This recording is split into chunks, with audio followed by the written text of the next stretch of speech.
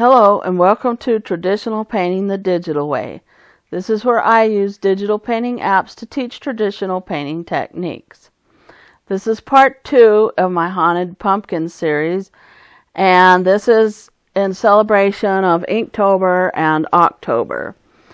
And we're going to go ahead and just continue on refining all the details, and I want to kind of get the drawing done first before I start putting any watercolor or ink paint on this. And if you want to see what materials you can use for watercolor and ink, just go ahead and check out part 1 in this series where I show some of the materials that you can use for a watercolor and ink painting. So we're using Infinite Painter for Android, and here I'm just working on the facial expression of the pumpkins. And as I said in part 1, these are old postcards that are copyright free because they're from the early 1900s or late 1800s, and so I'm just trying to combine these and kind of make my own painting.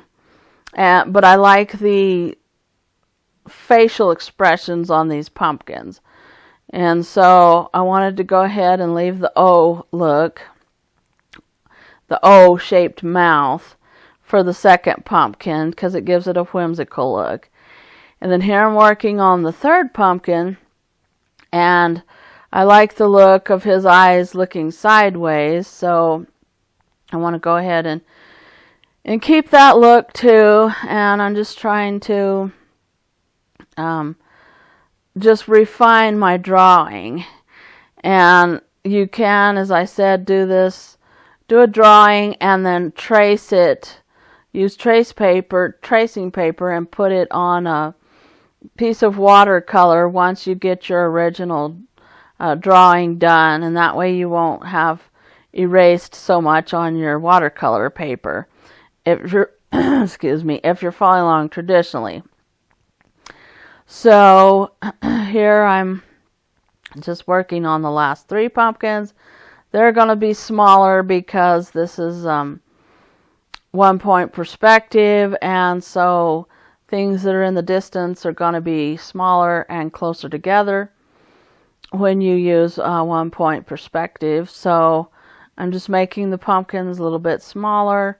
They won't be quite as detailed. As you can see in the original postcard, they actually followed this rule of perspective as well. And so I'm just kind of trying to get the last few, the last little details on the smaller pumpkins. But you still want to go ahead and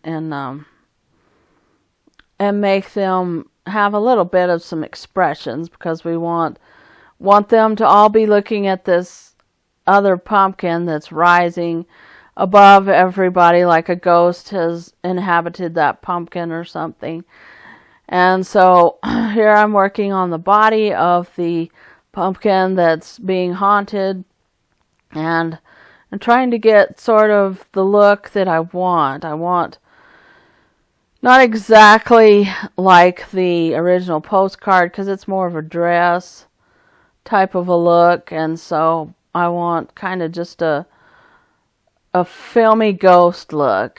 And so I'm working on that and just kind of going back over the lines again. And of course this is easy to do with digital, but if you're doing it traditionally, you want to make really light lines and then erase, or just trace it and put it on another piece of paper. So I want to go ahead and kind of get the shape of the top of the pumpkin, and it doesn't have any top on it. They've cut out the stem and the top of it.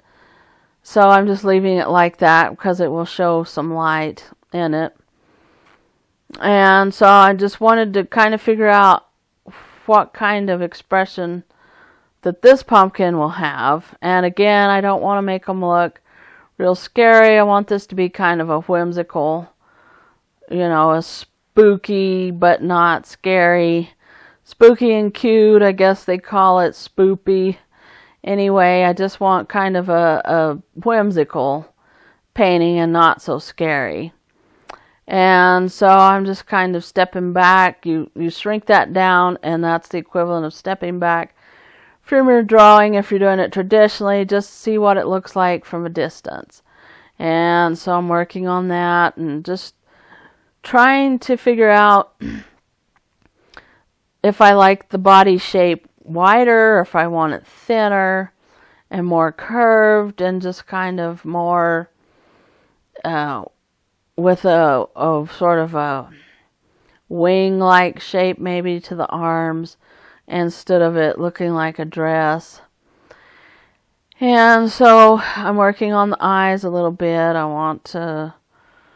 I think I'll leave them round. I wanted to leave them round because that kind of just gives it a more whimsical look. And then I'm working on the nose and the teeth. I'm making the teeth a little bit sharp, like I said in part 1, but not real big sharp so that they don't look real mean or dangerous or whatever. So anyway, I'm working on the shape of the eyes, and I kind of want, instead of just a total round look, maybe sort of a five-sided look like I did with the others, pentagonal or septagonal.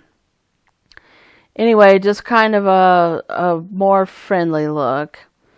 And then I decided to work on the mouth again, and I thought that might look cute if I did just a triangle mouth like the fourth pumpkin there, and just give it more of a cartoon type look and make it look more friendly, even though it's being haunted by a ghost and lifted up.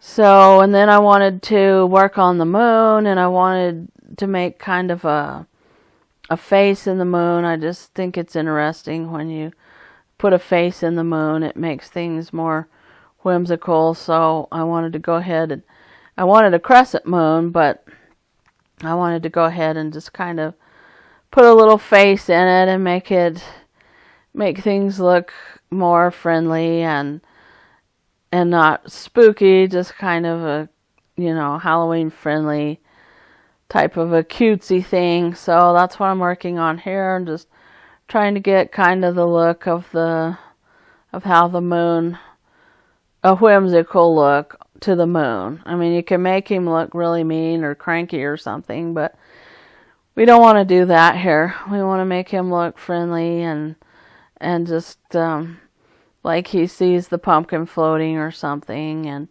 and he's just watching it. And here then I'm working on trying to get the last pumpkins, trying to get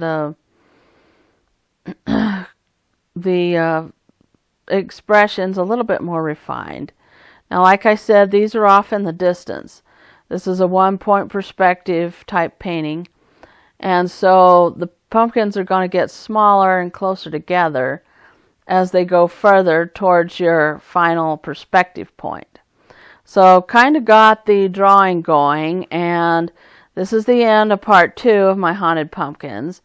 And in part 3, we're going to start adding the watercolor look to it and start adding a little bit of the ink. So if you want to see that, hit the subscribe button. And thanks everybody for watching. Thank you so much for your support. If you have any questions, just leave them in the comments down below, and I will catch you later.